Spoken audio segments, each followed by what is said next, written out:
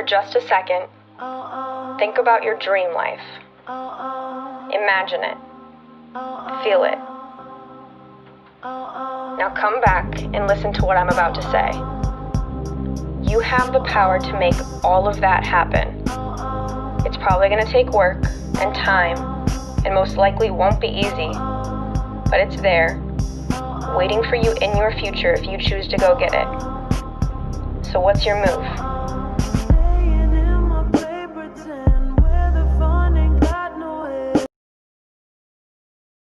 Je viens de monter le vlog numéro 13 où je parlais de... en fait, je fais pas assez pour créer mon propre bonheur, etc. Et en fait, ça m'a rappelé aussi une chose qui est assez essentielle, je trouve. J'ai besoin de vous parler légèrement un petit peu de dans quelle famille j'ai grandi pour vous parler de ça. Mon père est chirurgien et ma mère est infirmière. Et en fait, les chirurgiens gagnent très bien leur vie. Ce qui fait que ma mère a pu, après ma naissance, s'arrêter de travailler pendant plus de 6 ans, juste pour m'élever et élever ma sœur. Et son salaire ne manquait visiblement pas au budget de mes parents, à tel point qu'en fait on m'a jamais appris à cette époque-là à regarder les prix, à connaître le prix des choses. On achetait absolument que des marques, même juste pour des trucs cons, genre des pâtes ou du jus de pomme ou du jus d'orange, enfin des trucs hyper basiques où on sent même pas la différence entre de la marque et pas de la marque. Et en fait à mes 8 ans, mes parents ont divorcé et du coup on est passé d'un très gros salaire pour 4 au petit salaire de ma mère pour 3. Donc le niveau de vie a été si drastiquement baissé que tout d'un coup il fallait faire attention au prix, qu'on pouvait que prendre les sous-marques, enfin les marques de distributeurs, qu'on allait faire nos courses dans des trucs discount genre Norma, etc. Et en fait même les galères d'argent de ma mère à cette époque-là, j'en prenais tellement pas l'ampleur, mais à côté de ça, régulièrement mon père me prenait le week-end et c'était pas rare que on aille faire un petit peu de shopping, mais genre pour 300, 200, 500 euros, des choses là. Et en fait, je me rendais tellement pas compte de ce que ça représentait en termes d'argent. Pour moi, c'était juste genre vite fait, alors qu'en fait, je dépensais plus qu'un SMIC par mois.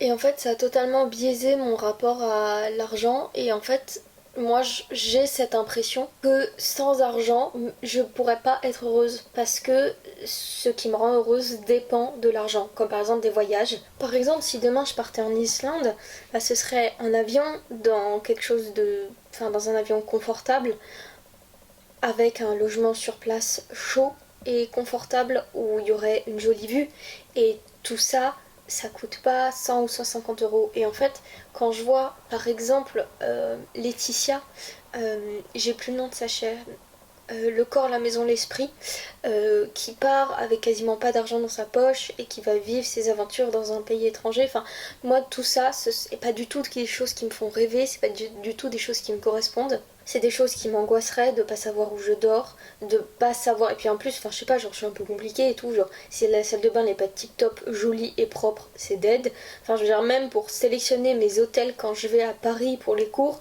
je suis ultra casse-couille et la moitié des hôtels, je peux même pas aller dormir là-bas. Et du coup, en fait, ce qui fait que quand j'avais 15 ans, j'avais des rêves genre me faire un voyage à New York pendant 2 semaines avant mes 25 ans. PTDR lol. Un voyage à New York pendant 2 semaines, ça coûte 3000 balles. Sauf que vu que j'avais ce rapport à l'argent tellement biaisé, j'étais en mode genre c'est bon, j'aurais largement le temps d'économiser. Et j'aurais le temps d'économiser assez pour devenir propriétaire d'un grand appartement à Strasbourg. LOL. Avant mes 25 ans aussi, bien évidemment, sinon c'est pas drôle. Ou en tout cas avant mes 30. Et en fait, ce qui m'a aussi complètement biaisé, c'est... Enfin, je veux dire, vous avez vu, je pense, des bouts de la maison de mon oncle. C'est une maison qui est immense, qui aujourd'hui sur le marché coûte très cher. Sauf que, étant donné que mon oncle est ORL, c'est pas si déconnant pour lui d'avoir une maison comme ça, quoi. Il a 70 ans et il est encore médecin du sport.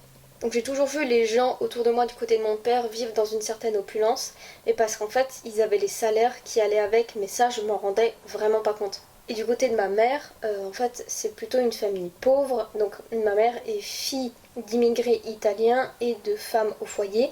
Et pour autant, donc du coup, mes grands-parents maternels ont pu construire leur maison. Sauf que ce genre de choses aujourd'hui, ce serait même plus possible, quoi. Et c'est pareil, je m'en rendais pas compte que les temps avaient tellement changé. Et en plus, mon grand-père étant maçon et ayant des potes carreleurs et charpentiers, etc., genre c'est eux, vraiment eux, qui ont construit la maison. Et ce qui fait que bah forcément, c'est tout de suite beaucoup moins cher. Et en fait, ça, plus aussi d'autres choses, hein, sincèrement, mais ça c'est surtout représenté par ces histoires d'argent. En fait, la vraie vie, la vie d'adulte, n'est tellement pas du tout comme je me la représentais. C'est à milieu de ce que je pensais, de ce que je m'imaginais en fait. Et du coup, d'année en année, quand j'ai réalisé ce que ça voulait dire être en couple et se marier, ce que ça voulait dire aussi avoir des enfants, ce que ça représentait, un voyage en termes de coût, un voyage à New York pendant 2 semaines, et toutes ces genres de choses, plus j'ai grandi, plus j'ai réalisé vraiment vraiment ce que ça voulait dire, et plus je me suis dit ah ouais mais en fait c'est pas vraiment comme ça qu'on m'avait vendu le bail en fait, on avait pu m'indiquer avant ce que c'était la vraie vie, j'aurais bien voulu, merci, parce que là, la chute de 48 étages est douloureuse et très violente. Et je suis sûre à 100 milliards de pourcents que ça participe beaucoup à ce malheur et ce mal-être que je ressens depuis des mois. De me rendre compte que la vie, c'est pas aussi beau que ce que j'avais, et pas aussi simple aussi, que ce que j'avais imaginé quand j'avais même encore 15 ans. Et aussi, en vrai, maintenant que j'y pense, j'avais posé la caméra, je viens de la reprendre. Gossip Girl, est-ce qu'on en parle de Gossip Girl? Cette série, en fait, en gros, quand j'avais 12-13 ans, j'étais inscrite à la médiathèque de ma ville et j'avais loué la saison 1 et la saison 2, ou non, juste la saison 1 de Gossip Girl, que j'avais adoré.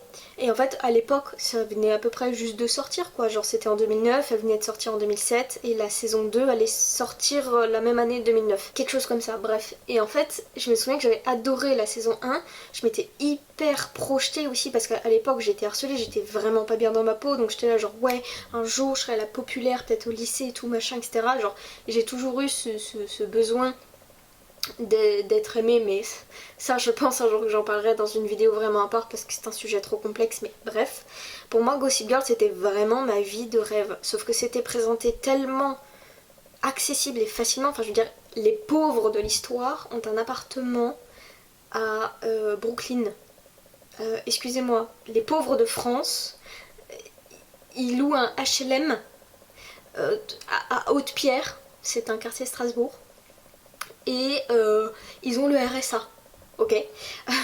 Les pauvres de Brooklyn, sachant qu'en plus les Humphrey, donc la famille qui avait l'appartement à Brooklyn, c'était un loft immense et ils étaient propriétaires et c'était considéré comme pauvre. Et je pensais que j'avais bien conscience que c'était quelque chose de riche, mais pour moi c'était la vraie vie des riches. Je suis en mode bah comme mon père ou mon oncle qui sont médecins et qui gagnent que 3 chiffres par mois, 4 chiffres par mois.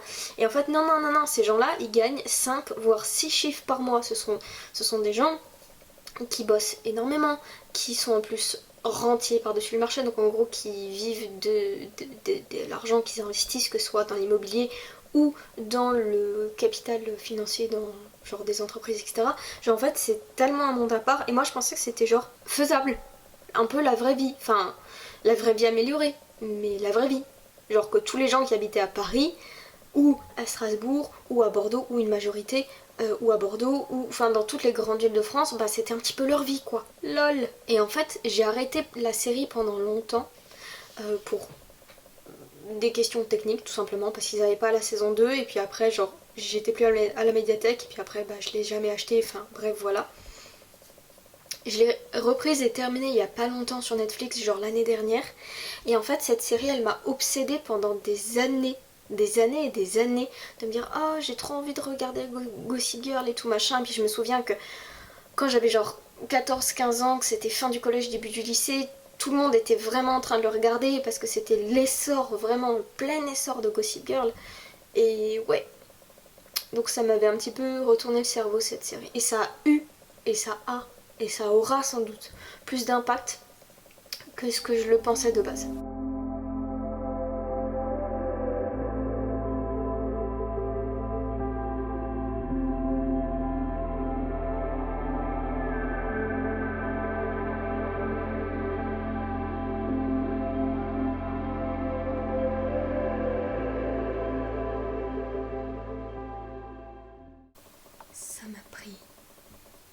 2 heures de faire le tri.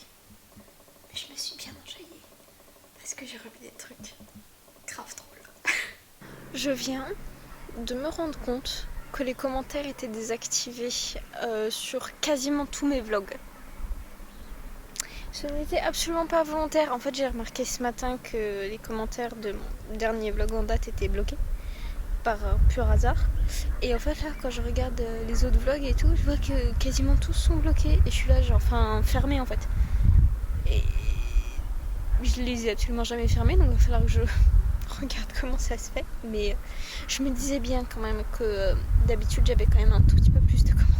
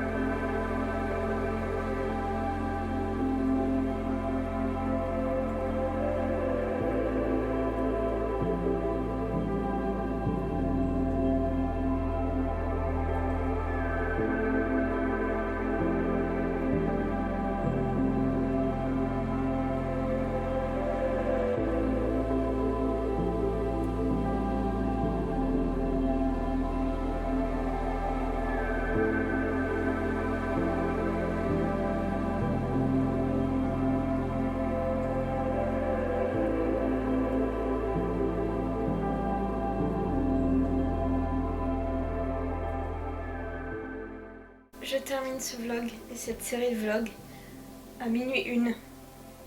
Et moi je trouve que c'est beau quand même. Je viens de terminer le montage de le vlog là que vous êtes en train de voir. Et à vrai dire je suis tellement fatiguée que là il n'y a même pas de débat, il n'y a même pas de possibilité d'éventuel de... Je vais me coucher et je dors. Ce qui me fait penser aussi que une chose aussi très intéressante à explorer pour diminuer l'addiction qui personnellement frappe essentiellement le soir au moment d'aller me coucher, c'est de me mettre dans un état d'épuisement par le fait de faire du sport. Que lorsque mon pic de fatigue de 21h vient, il n'y a même pas le débat de savoir est-ce que je reste, est-ce que je reste pas. C'est que je vais me coucher et je passe une bonne nuit, le genre de fatigue suprasène. C'est un vlog un peu plus long que les autres, un peu comme le premier. Je voulais vraiment remercier toutes les personnes qui ont suivi cette série de manière assez régulière. Il y en a quand même quelques-uns et en fait je vous avoue que je pensais pas qu'il y avait des personnes qui regardaient tous ou presque tous les vlogs. Du coup en vrai ça me fait grave chaud au cœur et j'ai reçu des commentaires et des messages hyper choupinous. Et genre merci, genre mon petit cœur il va exploser d'amour. Je referai un jour des vlogs, pas de cette manière, j'espère pas de cette manière, mais plus un petit peu pour vous tenir au courant de comment ma vie a évolué. Et sincèrement, clairement pas pendant aussi longtemps. Si jamais vous voulez suivre l'évolution, ça se passera sur Instagram. Je le ferai pas pour toutes les choses de ma liste, mais pour la plupart des choses, je ferai des, je sais pas, des IGTV ou des réels. En tout cas, je vous partagerai quelques petits trucs. Et pour cette dernière, je vous le dis en face, de vive voix, je vous souhaite une excellente nuit. Et à la semaine prochaine pour une nouvelle vidéo, normale cette fois-ci, pas un vlog. Bisous.